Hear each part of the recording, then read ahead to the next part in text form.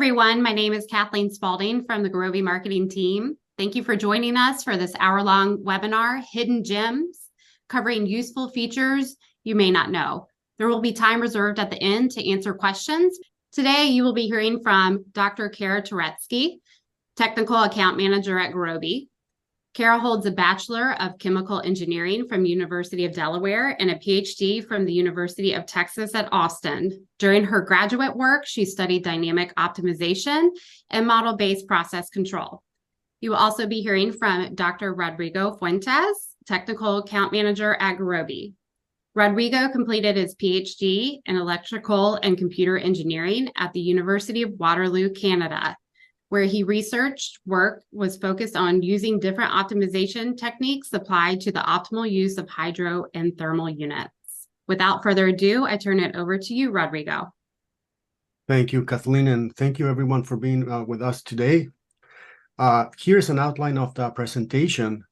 We have categorized the different gems in 3 different groups: modeling, performance, and GitHub items. The tone of the presentation is going to be perhaps different to what you're used to in previous Gurobi webinars, in the sense that rather than diving deep into any of these features, we're going to cover enough about any of these features to make clear how they work. And hopefully this will be an incentive for you to explore further and to use and try any of these items that we have today for you. So for that, we'll start with modeling. The first topic will be on multi-objectives. When you go beyond the classroom example of minimizing or maximizing a function on one or several variables, in reality, business problems can have more than one objective function as part of the same optimization problem. Here you have 4 examples where you see that for each of these examples, we have 2 objectives. You can have more than 2 in some cases. But you can see here that in these situations, we have 2 objectives that are measured at different metrics. They both make financial sense, and often they are competing with each other. So how does this look mathematically? For our example, we're going to use 3 functions, 3 objectives, and we're going to assume that we're doing a minimization problem. The same goes for a maximization problem. So if you have a multi-objective function problem with 3 objectives, you can first try a weighted approach, where we make a linear combination of the functions weighted by factors W. That's one way. The next approach is hierarchical, where we solve the problems sequentially. So we solve as many problems as we have in the hierarchical tree. And what happens here is, as we solve a problem, the solution to that problem becomes a constraint in the next problem. So for example, here, when we solve for F2, what we achieve for F1 becomes a constraint. You have there, subject to X, Y within C, the original set of constraints. And the next constraint, F1 less than epsilon 1, that's a constraint we add to guarantee that we don't allow degradation of F1 of what we did already, and so on for F1 and F2. And of course, we can have a weighted and blended approach. We can combine these 2 methods.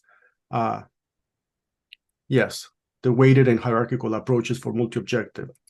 So how does this look on the API? To create a multi-objective problem, you can provide your objectives separately, for which you will need a linear expression that is your objective. You need an identifier of the objective function that is useful if you want to modify functions individually later on. You define the priority, which is how important the function is in a hierarchical approach. So the higher the priority, the first or earlier it would be solved. The weight factors that we discussed before, W, are provided in the weight parameter. And we have also absolute and relative tolerances that are used to indicate how much we're willing to accept as far as degradation in a hierarchical approach. The solver will take the tolerance that leads to the highest degradation value. And of course, you provide a name for this. You can also modify this via attributes in the model. So how do we calculate the degradation? So let's go back to the example we have. In this case, we have 2 functions. We solve first for F1. We have a value, an objective, and then we want to make sure that when we solve for F2, having solved F1 already, we don't allow F1 to degrade beyond certain epsilon. In this case, we're doing a minimization problem. Epsilon has two components, a base value and a relaxed value. The base value is a degradation we're going to allow regardless of the tolerances we set. And for that, we use the value that we achieved and the global parameters for termination, MIP gap, absolute and tolerances, absolute and relative. You can see here that in most cases, when we solve a MIP problem, the MIP is gonna solve most likely, in most cases, to a value within the band defined by the lower bound plus the absolute MIP gap. So some tolerance will be allowed. If you want additional tolerance to be part of the degradation that you would like to you're willing to accept, that will be the relaxed component, and for that you use the relative and absolute tolerances for degradation. There are some additional factors here. Why would we use the multi-objective API? Well, first of all, if you do this, you don't do it yourself. Your code is easier to read, easier to maintain, and it's less error prone. If you use a hierarchical approach, because the functions are solved sequentially, the solution to a problem will provide a warm start for the next problem. So that's a really nice thing to have when you do the hierarchical approach. Last, there is a use case that arises very often. You might have a problem where you have constraints that you want to ensure that remain feasible regardless of what you do. So in those cases, we see often slack variables added to constraints to guarantee feasibility. Those slacks normally are added to the objective with high penalty values. If you do that, you're going to end up with an objective that has your original objective function with constraints, with coefficients that makes financial sense. But in addition to that, we will have add-ins, terms that have high penalties. So these two sets of coefficients are disparate as far as the values, the relative values, and the order of magnitude.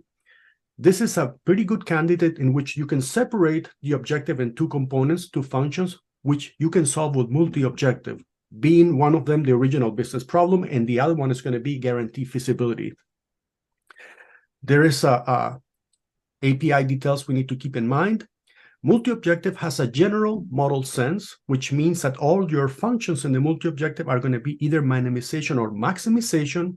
But if you have cases where you have a minimization of a problem and a maximization of another one, you can just normalize everything to the same sense by multiplying by -1 what you want to change from minimization to maximization. For example, all your functions have to be linear.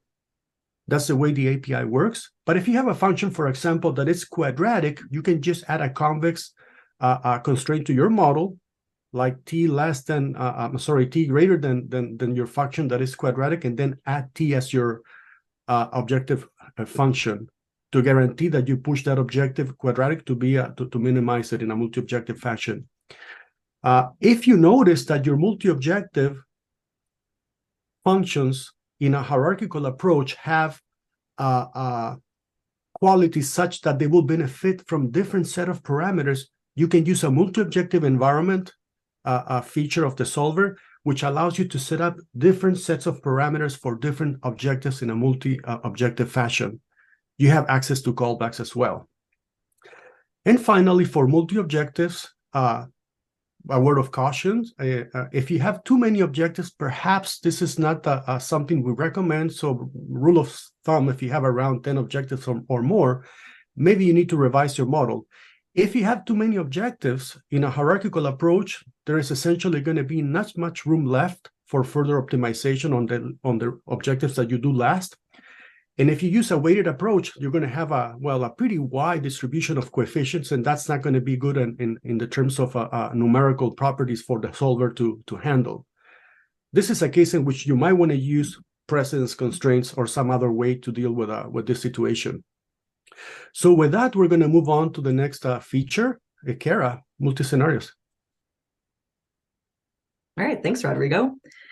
So yeah, changing gears here, we're going to talk about our multi-scenario feature. And this is a way to account for variations you might have in a given model, but in a really efficient manner. And this typically comes up in situations where you might have uncertainty in some parameters, or maybe a range of potential values for some input data. Maybe the data is seasonal or periodic, and you're looking for a solution that's robust in the face of all of these different conditions. So rather than you setting up and solving several models for each case in a sequential fashion, Gurobi gives you a method to define all of your scenarios, and this will help keep your code a little more clean and organized too, which is a nice benefit. And like I said, the solver will actually handle the scenarios in a way that is, well, that should be more efficient than having several sequential model runs. So I'm showing here the components that can actually be changed within a given scenario. So at the bottom here, I'm showing what we call our base model in a classic MIP format. And so the things you're allowed to actually change in a scenario are the objective function coefficients, the linear constraint right-hand side values, and then also the variable upper and lower bounds. And so with that base model in mind, let's take a look at how we could define a few different scenarios. So here again, I've got the base model, and notice I'm also saying it has to be a single objective model handled by Gurobi. So we can't combine the multi-scenario feature with the multi-objective feature that Rodrigo just described. But once I've got this base model established, I can then tell Gurobi how many scenarios are there. And this is done through a model attribute. And once I've got my scenarios defined, I can begin to change certain parameters or model values within each scenario.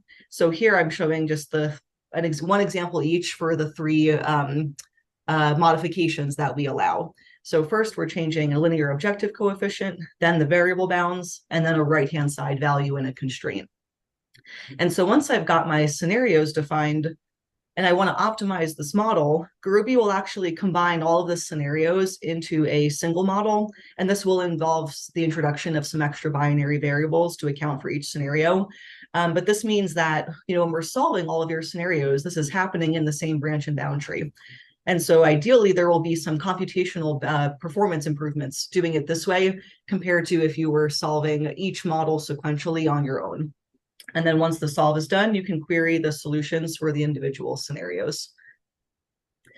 Now, when you're thinking of ways that you might want to apply this, you might be thinking that this API is a bit restricted since we don't explicitly allow for the addition or removal of constraints and variables.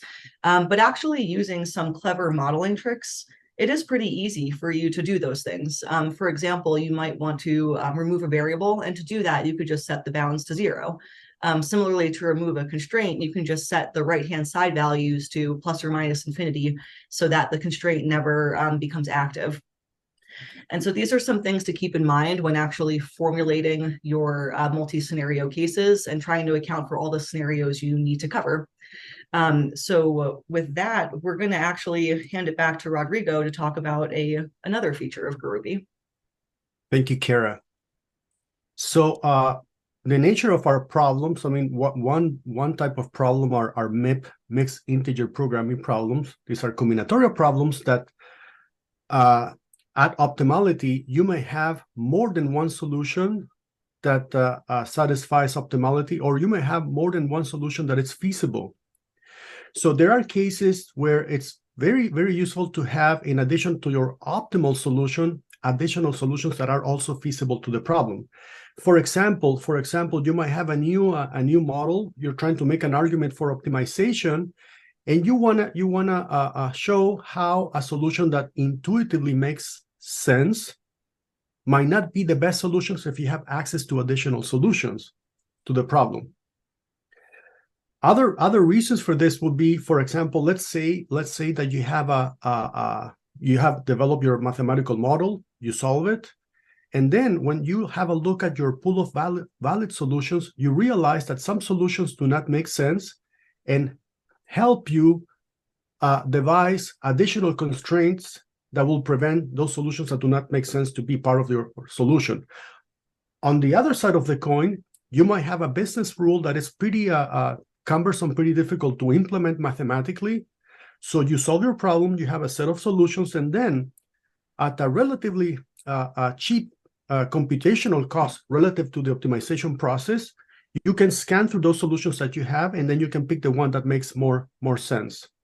So how would you do this? How would you produce additional solutions? Well, one way would be, let's say that you solve the problem, you get an optimal solution, you resolve the problem, and then you add your previous solution as a constraint that you don't want to achieve. So your solution cannot be equal to the previous solution. And you can go on like this. I mean, that would be pretty inefficient, but would be one way of doing it. Gurobi fortunately has a pool of solutions available, so you don't have to do this. Now, one clarification here is when you have multiple solutions as far as the solver goes, we compare the values of the integer variables in a MIP problem to deem the solutions as being equivalent. If the continuous variables are different, but the integer parts are the same, then we consider the solutions equivalent. Please move on.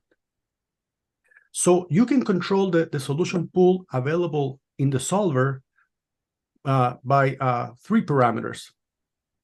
With the pool search mode, which default value is 0, the solver will store solutions as they are found during the branch and bound process. So you will have your optimal solution, and you will have additional solutions that are stored along the way.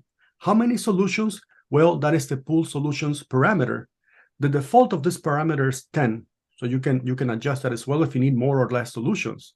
So by default, you will have 10 solutions, one of them being the optimal and the other 9 being solutions found along the way. If you want to increase the quality of those solutions in the pool, you can increase the pool search mode. If you set it to 1, you will have an additional 9 solutions to the optimal that are going to be within the MIP tolerance values that you set up for the solver to terminate. And if you want even better solutions, you can increase pool search mode to 2. And in that case, you will have the 10 best possible solutions for your problem. If you want to be precise and you want to exclude solutions that are further away than certain pool gap, the other parameter, from the best solution, you can do that as well with the API. So with this, we are ready to move to the next topic. Great, thanks. And this is actually one of my topics. We're going to talk about how Gurobi can handle nonlinear functions, which in Gurobi terminology, we call these general constraints. So you can think of general constraints as any kind of nonlinear constraint. And we actually break these into 2 categories. So I'm showing here in this flowchart simple general constraints like min and maximization, absolute value, and or indicator constraints. And on the other side, we have what we call function constraints. So these would be continuous functions like polynomials, exponentials, trigonometric functions, power functions, things like that. And so Gurobi can support both of these, but we, behind the scenes, have 2 different strategies for actually implementing them. So the simple general constraints are actually represented as MIP constraints via some additional transformations that introduce more constraints and variables. Most of those are pretty classical methods. So I'm going to focus more on the function constraints, which are something that I think makes Gurobi a bit special because we have 2 different ways now for you to implement these. So the default approach that we provide is to actually approximate your nonlinear function with a piecewise linear approximation. But new with Gurobi version 11, we actually can handle these directly in the branch and cut method with outer approximations. And so I just want to also note that even within the piecewise linear approximations, you have 2 options here. You can actually specify your own breakpoints, or you could have Gurobi approximate the function for you. And you do still have a bit of control over how to do that, and we'll cover that in another slide or 2. So one of the big points I want to make here, though, is that no matter which of these methods you're using, whether you're doing a simple function, a simple general constraint or a function constraint, and if you're doing piecewise linear versus the new outer approximation with version 11, the API is really consistent. You're just going to be using this model.addGen constraint type function, and that'll just be specific to the exact function you're trying to model. So just want to quickly cover the options for the function constraints. Like I said, with version 11, which actually came out today, I believe, so that's really exciting. we now can actually derive hyperplane cuts that get added to the LP relaxation. And so you can see in the graphs here how we're now able to bound some of these nonlinear functions. And this is, a way to have a little bit more maybe accuracy or control over the functions that you're putting in your model. So in order to do this, we have a new parameter in Gurobi. It's called func nonlinear, and you'll have to set this to 1 in order to use the new outer approximation approach. Keep in mind, that having tighter bounds will help speed up performance with this, just because of the nature of how the outer approximations are formed. So that's a bit different from our traditional automatic piecewise linearization approach. Here, when you let Gurobi come up with the approximation for your function, you still do have a lot of control over how these segments are defined. Let's go through the list of options here. So the first 3 are func pieces, func piece length, and func piece error. Keep in mind that there's a speed versus accuracy trade-off here. If you're going to tell Gurobi to do a lot of segments, it will increase your model size, and that could have a negative performance effect. Same thing if you're going to tell Gurobi that you want the error on your function to be very low, because that will lead to a lot of segments being generated. Another cool feature is the func piece ratio. This lets you define whether you're going to have an under or over estimate of the function. And depending on the application that you're doing, that might be really critical. It might be it's a safety issue if you have an under approximation of your function versus an over approximation. And so these are all parameters that you can specify when setting up your model for the first time, and even experiment with these to see how they impact the performance. So here's just a quick example with an exponential function for how these are implemented. Here, we're trying to minimize minus 2x plus e to the x. And you can see in that blue box for the code for the general constraint there. So we do introduce a new variable y that's equal to e to the x in order to put that in the objective function. So you might at this point be wondering, now that Gurobi has these 2 different methods for function constraints, which one should you be using? And I think the answer really is it's going to be dependent on your model and your needs when it comes to accuracy and speed. And so I would recommend really trying both, during the model development stage, and seeing, if there's a significant, slowdown, if you add a ton of constraints, or sorry, a ton of segments, or if there are any accuracy issues using the outer approximation. So that is the general constraints. We're now going to change tracks again and talk about infeasibility. Rodrigo. Yeah, thank you, Kara. So oftentimes when you're doing model development, or even when you already have a deployed application to production, you might encounter once in a while a model that is infeasible. Perhaps there is a modeling construct that needs to be revised, or perhaps there is a corner case in your input data that leads to an infeasible model. So with Gurobi, with the API, you can determine why the model is infeasible, and then you can find out what needs to be done to address the infeasibility. Advance, please. Yes, so the API allows to compute an reducible inconsistent system, IIS in short.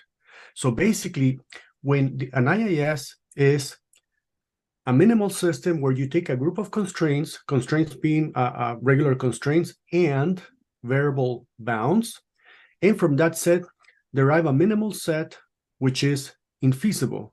So that IIS system is such that once you compute it, if you remove a single constraint or a single bound from that set, the remaining set is feasible. So this is intended to be minimal. The IIS is pretty helpful because it can allow the practitioner, the developer, to find out what the source of infeasibility is. However, this comes at a cost. An IIS computation can be expensive for a MIP problem, not so expensive for an LP problem. The way you will do this in the API, you can retrieve the return status code from a optimization run. If the status code is Gurobi infeasible, then you can compute an IIS. You can run this method, because if you do it, the IIS is going to be non-empty. If you do this on a feasible case, well, the result is going to be an empty set. Once you have the IIS, you can write the IIS to an ILP file, which is what you have below in the slide. And this is pretty easy to read. It's like an LP file, but it's for infeasible models. Here you can see in this simple example that we're adding two variables that have to add up to 4, but none of them can be greater than 1. So that's clearly infeasible. IIS systems are such that you may have even more than one IIS for a particular problem. So advance, please. You have different options to control the IIS computation with the IIS parameter in the solver. So you can instruct IIS method to tell the IIS computation to spend perhaps a little more time to try to reduce further the size of the IIS, which might help in debugging purposes. You can also control, for instance, if you want to exclude variable bounds from the IIS, you can also focus on the LP relaxation of a MIP problem. So you have some control on the IIS computation with the IIS method. Beyond that, you can also forcibly include or exclude constraints in variable bounds using the attributes that we have here. So this is very useful if you have a list of suspects that you perhaps added some variables or some constraints to the model, and after that you have inconsistency as far as feasibility. So this is one way of dealing with infeasibility. A different way is to compute a feasibility relaxation. So let's say that compute IIS perhaps is computationally expensive for your model. You can compute an IIS, a feasibility relaxation, where essentially what the API does is it will take a model like you see on the left. It will add slacks to the constraints and the variables for the bounds. And then the feasibility relaxation is just a minimization of those slacks. Ideally, if a model is feasible, all of those slacks should be 0.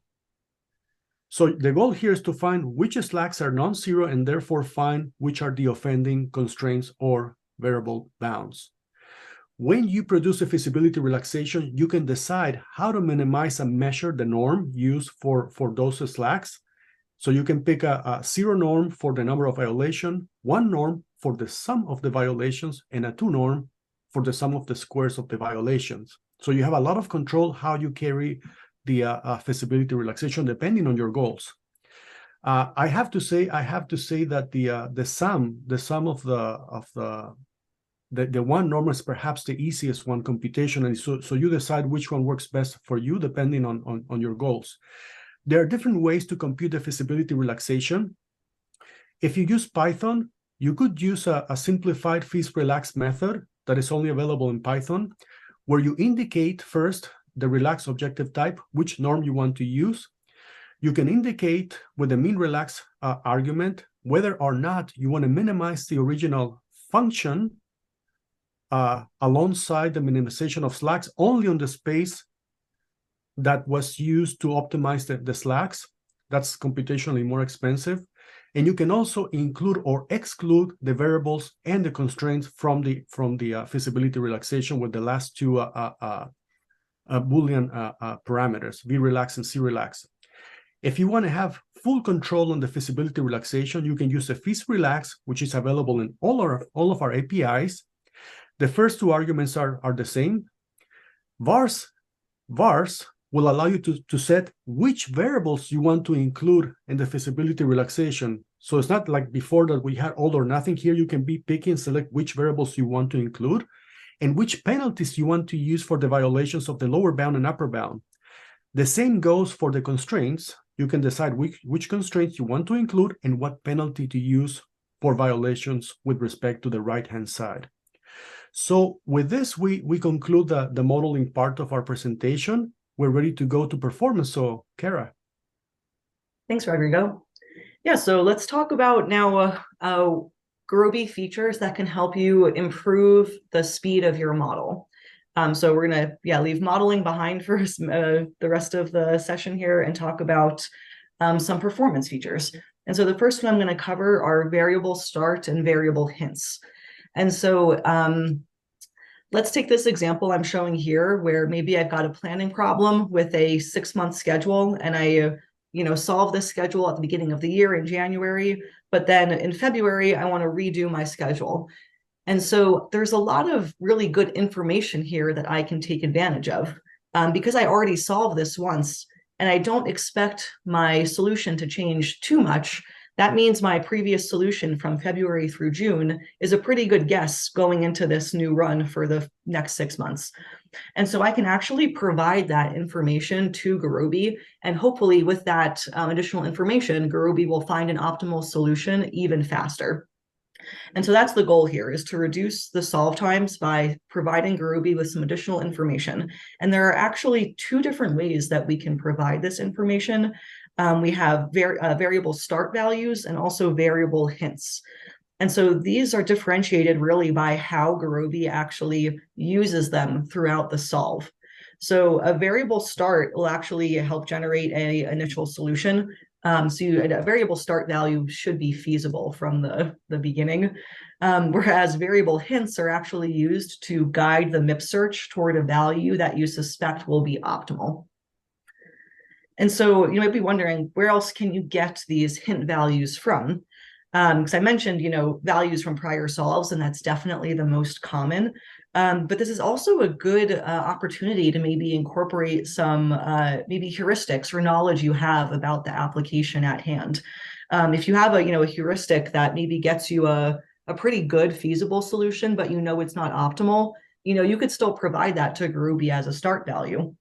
Maybe you have some other intuition into your model, like, you have a very expensive resource, and so that resource is not going to be used much.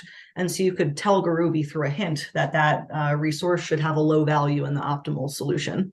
And on the right-hand side here, I'm showing a code example of how actually you could provide a start value. And in this example, we're suspecting that a high-cost plant should be closed in the optimal solution. So we set all the plants in this variable set to be open, with the exception of the high-cost one that's set to be closed.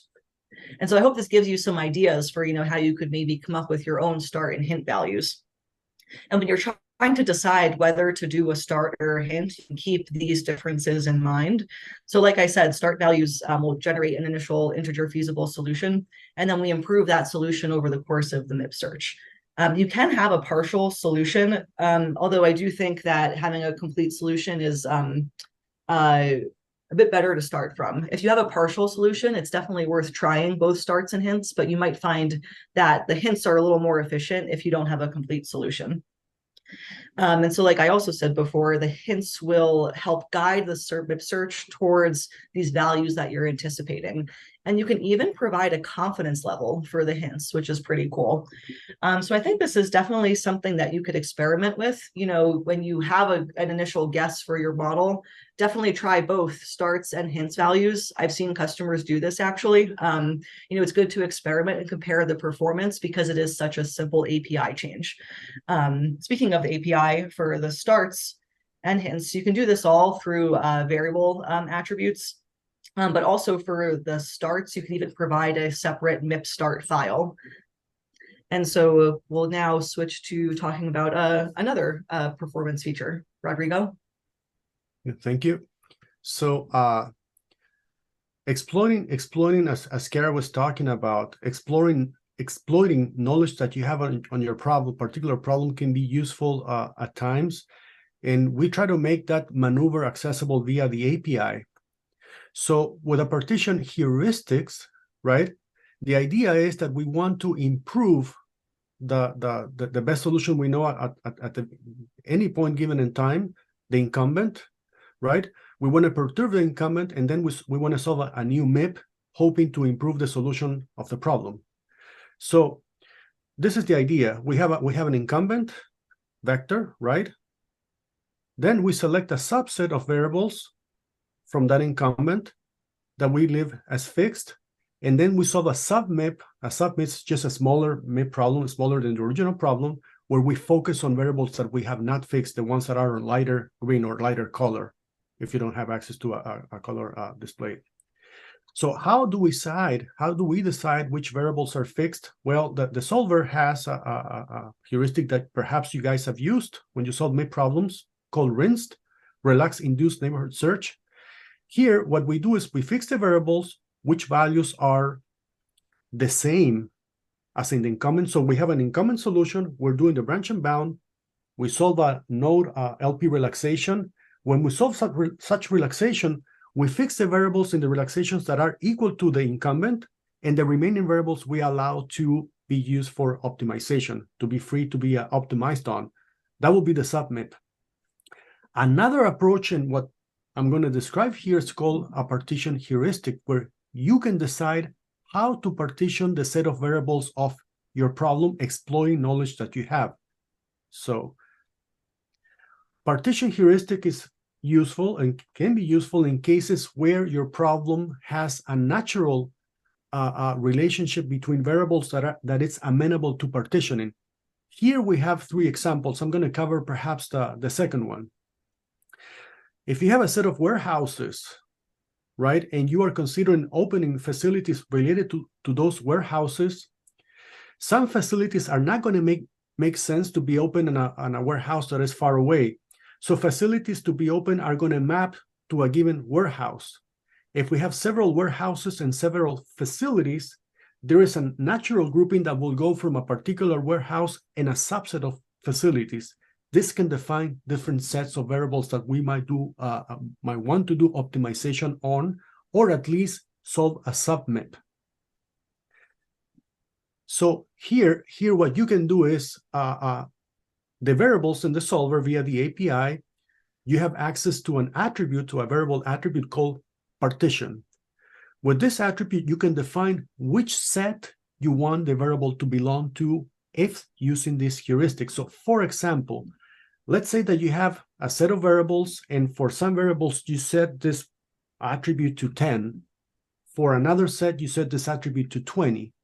That means that you're going to have 2 submips that you're going to solve separately. One identified with an index of 10, the other one with an index of 20. If you use instead for the partition value, a value of 0, then that means that the variable is going to be unfixed in all the submips, regardless of how many you define. If you set this attribute to -1, it means that you're going to fix the variable through all the submips to the value of the incumbent.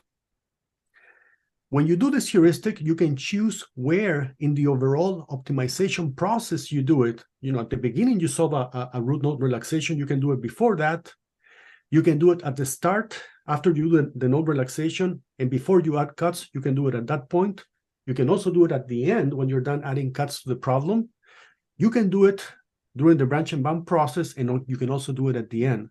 So you have full control on when you apply this heuristic. You can do it in all these places or a subset of these places. So this is a pretty useful heuristic, and I encourage you to use it. As Kara mentioned before, many of these features can be tried on with simple API changes in your code. So with that, I think we're ready to move on to the next category, GitHub. Yeah, so our final category here is going to be talking about some of the open source packages that Gurobi provides on our public GitHub project page. And so there's several packages there. We're going to cover a few of the more popular ones. And so the first one that I'm showing here is what we call GRB log tools. This is a really cool package to help you visualize what's going on inside of a Gurobi log file, and also to compare several log files against each other with some nice visualizations. One thing I think that's really cool about this package is that it was actually developed for our use internally by our experts team, because we spend so much time looking at log files from different Gurobi users. And so we realized how useful this was and decided to make it public for anybody to use. And so what I'm showing here is just one sample plot that the GRB log tools package can make. And so here we're comparing the results of some parameter tuning studies. So sometimes you want to try and figure out what parameters are a best fit for your model to improve the performance. And to do that, we'll run tons of different cases of a single model with different parameter settings. And so in this chart, I'm actually showing, I think it's over 60 different log files are captured here. And so we're plotting for each parameter set that we test 3 different seeds. And it makes it really easy to see the variability of the performance for each parameter set, and also which ones are faster. And so you can also use this to visualize maybe the MIP gap evolution for your model or for a set of log files as well. And so this is something you should definitely try out if you're going to be looking at a lot of log files and studying, how the solve actually evolves, for your cases. Next, we're going to talk about machine learning and optimization. And before I explain the package here, I'm going to set the stage by talking about the different ways that we can combine machine learning and optimization. And so the first case where these get a little intertwined is when you're training a machine learning model. Sometimes as part of model training, there's actually an optimization algorithm under the hood that's doing some parameter fitting, through some sort of regression method. The next case is when we're using machine learning predictions to provide some input data to an optimization model. So one example here might be demand forecasting, right? Maybe I'm forecasting, the demand for some product, and then that value becomes probably, a right-hand side constraint value in my optimization model. So in this case, machine learning and optimization are two kind of separate stages in your overall workflow, but they're still linked through the use of the prediction.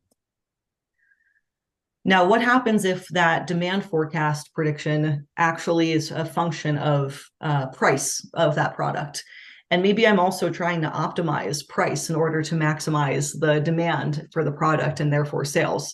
In this case, the machine learning model inputs are decision variables from the point of view of the optimization algorithm. And so I need to actually embed a machine learning model into my optimization model. And so it's this third class of combined machine learning and optimization that Gurobi now provides a package for. And so we support many of the open source Python packages. So like scikit, learn, PyTorch, Keras, XGBoost. If you're training a regression, if you're training a machine learning model with one of these packages, you can very easily, with just a few lines of code, embed this in your Gurobi optimization model. And we also have improved or developed some specific strategies in the Gurobi solver to have good performance when solving models with these machine learning algorithms embedded as well. And so this is definitely worth trying out if you find yourself in that third class I mentioned, where your machine learning model needs to be embedded in the optimization model. Next, we're going to talk about Rodrigo, the ill conditioning explainer. Yes, thank you, Kara. So let's say that you you watch this webinar and you have used the Compute IIS, your models are feasible, you're happy with that, but all of a sudden you realize that your solve times start to change in a way that you cannot explain. Maybe you have a slight input data changes that you see reflected as perhaps variations in solve times that do not make sense.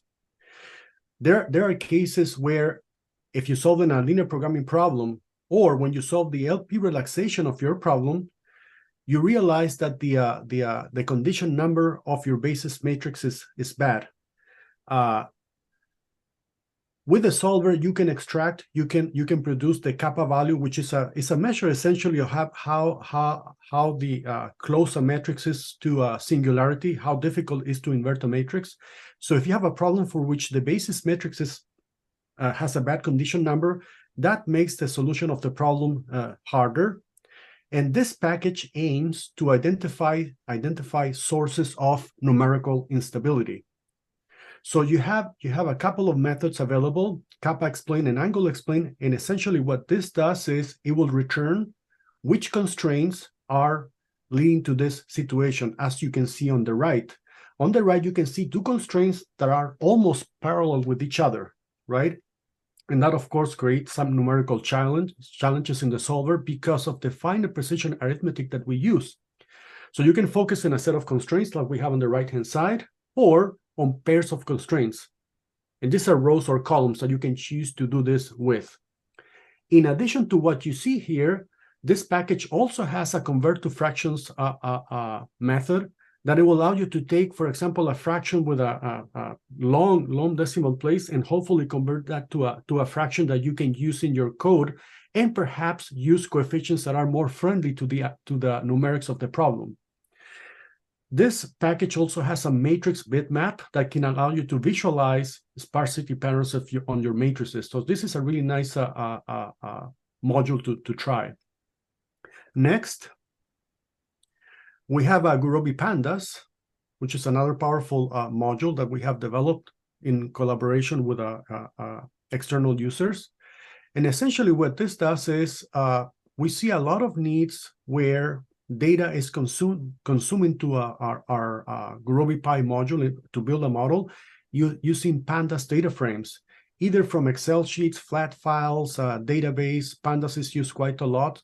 So here we have made available a Gurobi Pandas module that allows you to skip perhaps a step and directly build an optimization model and retrieve the data. So you can add variables, constraints, objective function, using accessors from data frame and functions also to add variables and constraints. You can use this modules series accessor to retrieve the solution back into your frames. Here we have an example on the right where we have highlighted in red the part of the code that addresses that part of the model, and in green where we add that constraint to the model using the Pandas data frame that we extracted. So this is a simplified model, but I think it illustrates clearly how this module is used. So with this, we conclude our hidden gems. This slide here, we have included hyperlinks to all the items we have discussed. So feel free to review the documentation for more details. You can reach out to us for questions. And here we're going to enter our Q&A section. Thank you, Kara and Rodrigo. We will now turn to the Q&A portion of our webinar with Gurobi Optimization engineers Marika Karbstein and Mario Ruthmeyer. Please submit your questions using the Q&A feature. And as a reminder, this webinar will be available on demand. I believe we have our first question, Mario. Yes. So the first question refers to multi-objectives.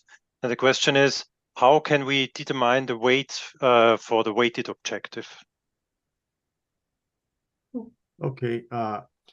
Well, by default, the weights of the functions is going to be 1.0, which means that all the objectives have equal importance to me, and I mean from a business perspective.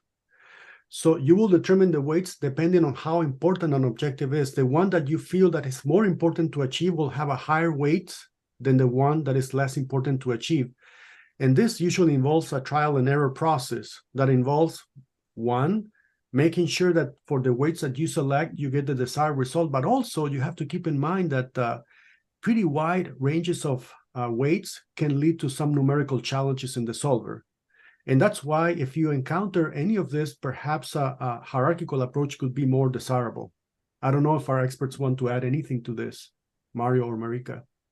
Yeah, well, there were a few questions related to how, so if I want to combine different objectives in a weighted objective approach, how should you scale them if they are different units? And one example would be, you could scale it into the same area or into the same interval between 0 and 1, or you could transform and convert it to a common unit like costs or something like that. Yeah. Yeah. Good. Next question. Yeah, we have a question about variable hints. And the question is it better to provide a complete hint solution that might be infeasible, or to provide a partial hint solution where parts are feasible? Well, that's a good question. I mean, the first thing I would say is definitely test both, right? Because depending on some other, if you have both of those options and you can easily, use the API to do both of them, it's worth testing because you never know what other features of your model might be impacting the performance and how that could play in here. But I would actually probably, if I had to pick one of the two, I would recommend the partial hint because, you always want a start value to be feasible. Does Mario or Marika, do you want to add to that, or Rodrigo? I I can add the following. I mean, if the user suspects that some values are infeasible, that's where the confidence level that one has access to through the API can be used. So for example, if you have a model where you know that a unit is going to be picked because it's extremely cheap, or it's not going to be picked very likely because it's really expensive, that's a high confidence level that you can provide to the solver to indicate what value the variable is going to achieve during the optimization. If you have a variable instead that you're not sure about, or you think it's going to lead to infeasibility, you can still provide a hint, but then that will have a lower confidence level in that attribute. Okay, next question. Is there a way, so this refers to the general constraints. Is there a way to define customized functions by the user? So I understand this question as, is it possible to create more complex functions, nested functions, and things like that? Yeah, that's a really good question. And the answer is yes, you can do that. However, you might have to do that through introducing new variables for the nonlinear components of that overall function, and then combine them in a final constraint to represent your overall function f of x. Was that clear, Mario, Rodrigo? Do you want to add to that? Yeah, we have a list of functions that we support for piecewise linear approximations, or for the new feature that Kara described. But if you have a function that you can characterize and you can generate a sample of points, you can also provide that. So if you have a mapping between x and y, you can provide that as a piecewise linear representation that relates x and y. But if you want to try the outer approximation feature, then you'll have to introduce the function components as variables and add them together in the overall function still. Yeah. Then we have a question with respect to infeasibility. If we are using fees relax, then we can skip IIS computation to identify the infeasible constraints. Is this correct? I think here we should,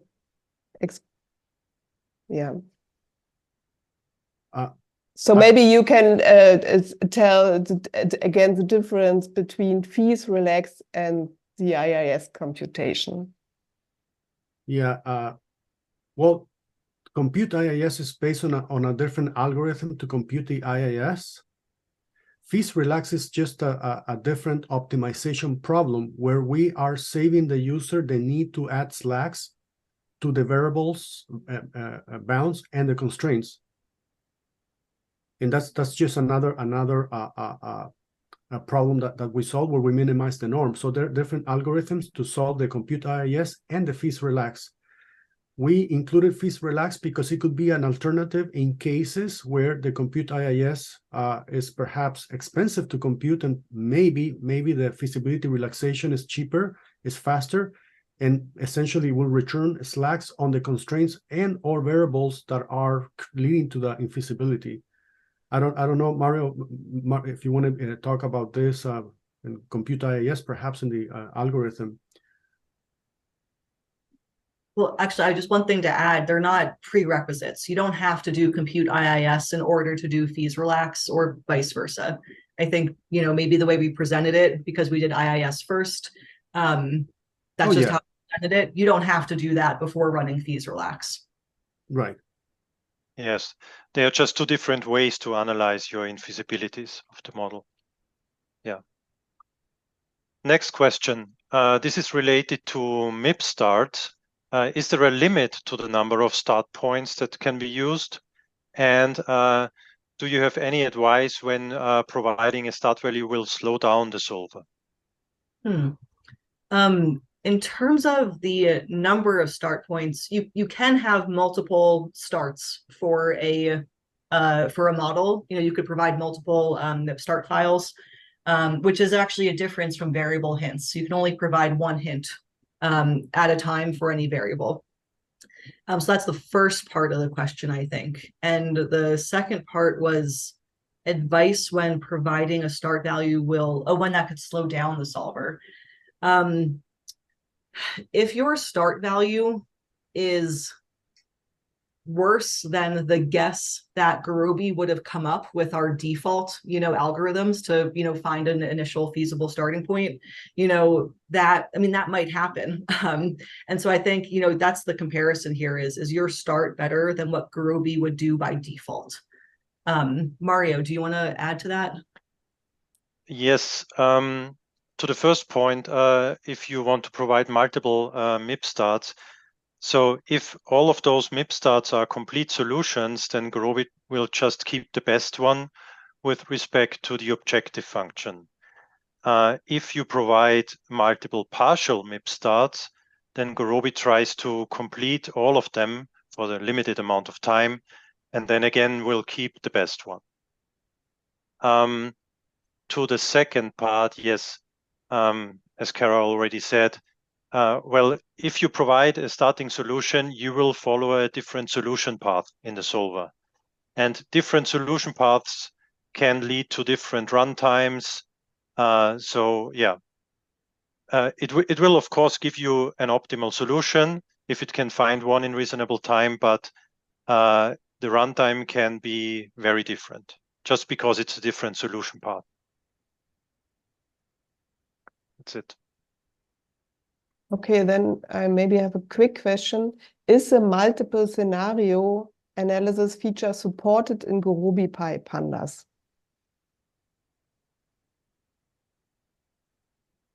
Is it supported in Panda? I think you could use the Gurobi Pandas package to, read data and then generate your model, right? Once your model is created, defining the scenarios for multi-scenario is kind of a second step. Does that make sense? Yeah. Okay, yeah. Same with multi-objective too, right? Once your data is read in and you want to then construct your different objective functions, that's a separate feature. Yeah. Yes, thanks. The next question is related to the multi-scenarios. Is there anything that needs to be considered when using the Matrix API?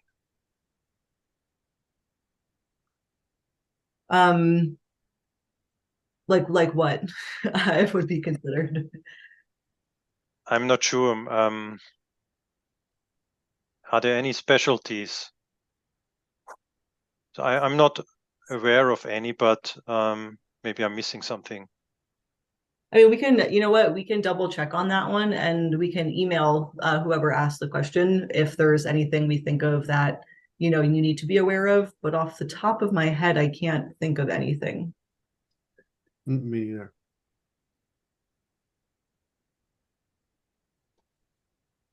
I have also a question that might be hard to answer, but it's about multiple optimal solutions. Can we say what the extra cost is to compute these multiple optimal solutions?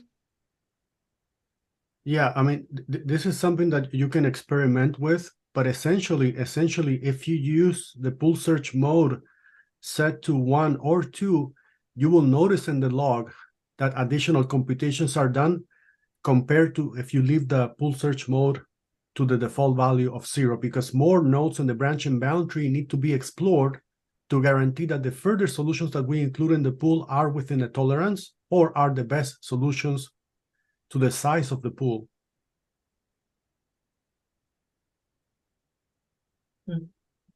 Yeah. Okay, we're already at the top of the hour, so I will hand over to Kathleen. Yes, that's all we have time for today. Thank you, Kara, Rodrigo, Marika, and Mario. If you have additional questions around today's subject matter, Kara and Rodrigo's contact information is listed here. Please take a minute to participate in our survey at the end of the webinar. We would really appreciate your feedback. Let us know if you think there's anything we can improve on and what topics you would like to discuss in the future. You will receive a follow-up email with a link to the recording as well as a copy of the slides. Thanks again, and we hope to see you at our next webinar. Thank you. Thanks, everyone.